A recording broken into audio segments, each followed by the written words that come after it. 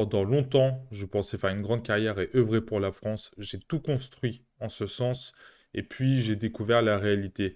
En fait, il y a des carrières qui sont tout bonnement impossibles, inaccessibles pour certains. Ce n'est pas un problème de niveau, c'est juste administrativement pas possible. Le but de ma vidéo aujourd'hui, ce n'est pas de me plaindre, c'est surtout de prévenir les jeunes étudiants ou toute autre personne qui souhaite postuler pour des postes nécessitant l'habilitation secret ou bien très secret défense. Plus jeune, quand j'étais étudiant, mon rêve était de travailler dans l'industrie de l'armement française, notamment tout ce qui est aérospatial, aéronautique. Quand je voyais les technologies françaises type Rafale, les systèmes embarqués dedans, tout ça, ça me faisait clairement rêver. C'était un objectif pour moi. Je me disais que si j'étais solide techniquement, notamment sur les systèmes et la cybersécurité, je pourrais un jour trouver un poste comme ingénieur système ou bien dans la cybersécurité dans ce secteur. Avant d'aller plus loin, je vais me présenter rapidement pour que vous ayez le contexte. Donc moi, je m'appelle Metin Sajin, je suis né en France, j'ai fait toutes mes études en France, j'ai vécu en France toujours. Je partais en vacances de temps en temps dans mon pays d'origine, qui est la Turquie. Donc mes parents sont turcs, 100%. De ce fait, donc j'ai la nationalité turque à la naissance. J'ai eu la nationalité française, j'ai été naturalisé quand j'avais 14-15 ans. Aucun problème judiciaire, un parcours classique en soit, fils d'immigré, rien de particulier. Donc honnêtement, quand j'entendais parler d'habilitation secret, secret défense, je me disais pas que ça allait être un problème pour moi. À mes yeux, c'était quelque chose de normal, presque une formalité. Et puis, enfin voilà, la France, c'est liberté, égalité, fraternité. On a cette impression qu'on est tous égaux, mais administrativement parlant, il y a quand même des subtilités à savoir. À l'époque, si quelqu'un m'avait dit clairement ce que je vais vous dire dans cette vidéo, bah, j'aurais pas eu cette désillusion et je me serais orienté différemment. Donc, si jamais tu as un lien d'une manière ou d'une autre avec un gouvernement étranger, si tu es fille ou fils d'immigrés, si toi-même tu l'es, ou si tu es marié, ou bien si tu as des biens à l'extérieur de la France, je pense que cette vidéo devrait t'intéresser en tout cas. Je précise que j'ai eu différentes expériences à ce sujet, que ce soit dans ma recherche de stage de fin d'études ou bien en tant que premier emploi, dans différents secteurs, donc dans des entreprises technologiques, la plupart du temps dans l'armement française, mais pas que, aussi dans des technologies de pointe, on va dire, en France. Je ne vais pas citer les entreprises. Il y a aussi dans des ministères, donc là c'est dans le gouvernement, et il n'y a pas longtemps aussi, j'avais postulé pour un job, donc un poste dans une entreprise qui fait un petit peu de l'informatique quantique. Donc c'est de la technologie de pointe en France. Je ne vais pas partager les conversations, mais on m'a dit mot pour mot, on m'avait demandé en fait si j'étais français. Quand j'ai dit oui, je le suis, on m'a demandé si j'étais français de naissance.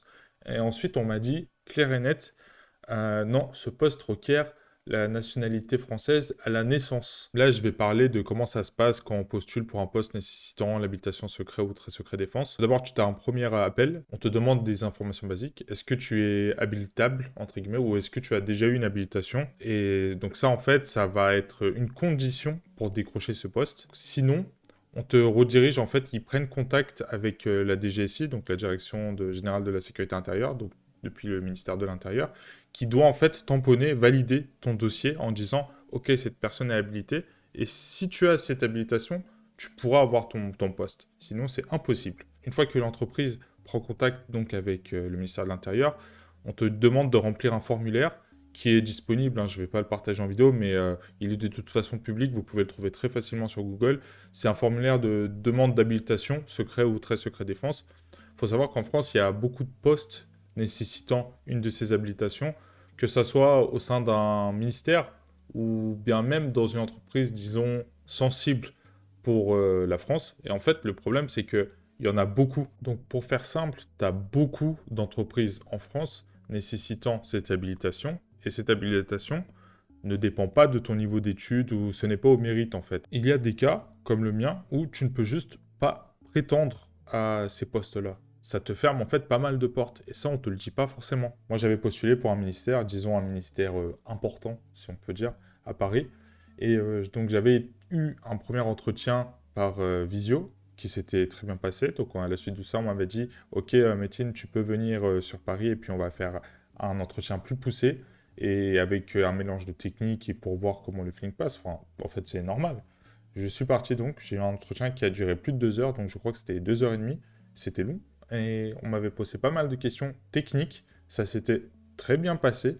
J'ai rarement eu un entretien qui s'était aussi bien passé, sachant que j'étais encore junior et ils cherchaient aussi un junior en fait, donc ça passait bien. J'avais envie de progresser dans ce qu'on me proposait. Les missions qu'on me proposait me correspondaient bien, ça me plaisait en plus. Ça s'était bien passé. Et puis à la fin, on m'avait dit, OK, donc ton processus d'habilitation est en cours. Donc en fait, clairement, ça va dépendre de ça maintenant. Donc moi, je suis rentré chez moi, bien, j'étais content, ça s'était bien passé. J'ai fait un petit tour dans Paris, tout ça. J'attends, j'attends, il se passe rien. J'attends, il se passe rien. Je relance, on me dit que c'est en cours, il se passe rien, pas de retour, que dalle. En fait, j'ai compris que quand on est dans ce processus d'habilitation, quand c'est accepté, on te le dit, quand t'es refusé, on te le dit pas. C'est juste du ghosting, il n'y a plus rien. J'ai fait mes recherches et j'ai compris qu'en fait, j'étais pas le seul dans ce cas. Sur certains types de postes, si ton dossier est administrativement complexe, naturalisation, attache familiale à l'étranger, conjoint étranger, parcours international parfois, tes chances sont extrêmement faibles pour ne pas dire impossible. Et c'est pas une question de compétence ni de motivation, c'est juste une question de profil administratif, ton histoire personnelle. Et ça, personne ne te le dit au début. C'est là que la comparaison avec d'autres pays fait mal. Par exemple, aux États-Unis, tu peux travailler sur des briques techniques, sur des systèmes critiques qui ne sont pas classifiés. Il y a beaucoup plus de cloisonnement en fait. Tu ne vas pas être exclu de tout un secteur.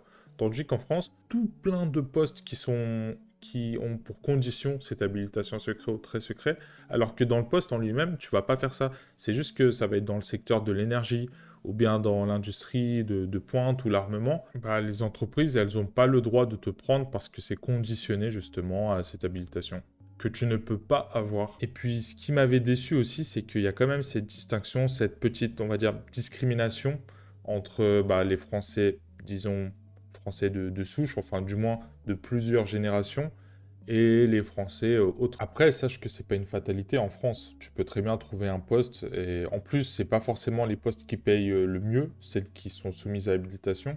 Mais si jamais tu te voyais travailler pour une grande entreprise française qui a beaucoup de liens avec le gouvernement ou bien avec les marchés publics, etc., eh bien, sache que ça peut être compliqué de monter, en tout cas en grade, et de prendre en responsabilité dans ce type d'entreprise quand tu as un dossier administratif comme le mien.